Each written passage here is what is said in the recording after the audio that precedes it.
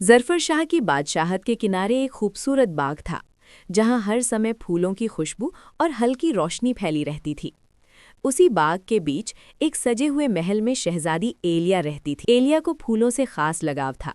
वो रोज अपने हाथों से गजरे बनाती और हर गजरे में कोई ना कोई एहसास छुपा हो। कहा जाता था कि जिसके सिर पर एलिया का गजरा हो उसे कभी धोखा नहीं मिलता। लेकिन इतनी खूबियों के बावजूद शहजादी के दिल में कहीं एक खालीपन था। वो अक्सर चांदनी में बालकनी पर खड़ी सोचती, काश कोई मेरे लिए गजरा बनाए। एक दिन महल पर एक शानदार काफिला आया। नीले और चांदी के लिबास में रॉयल समंदरी सल्तनत का शहजादा उतरा। उसकी आंखों में समंदर जैसी गहराई थी। वो अपनी माँ की बीमारी के लिए जादुई फूल की तलाश में आया था, जो हर जख्म को ठीक करता था। दरबारियों ने कहा कि उस फूल तक पहुँच केवल एलिया ही दिखा सकती थी।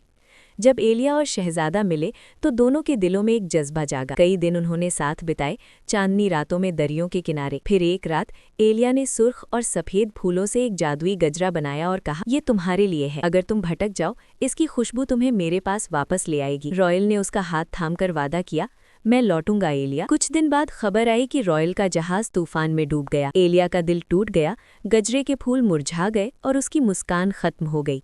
कई साल बीत गए, बाग अब खामोश था। एलिया अब भी खूबसूरत थी, लेकिन उसकी आंखों में दुख था।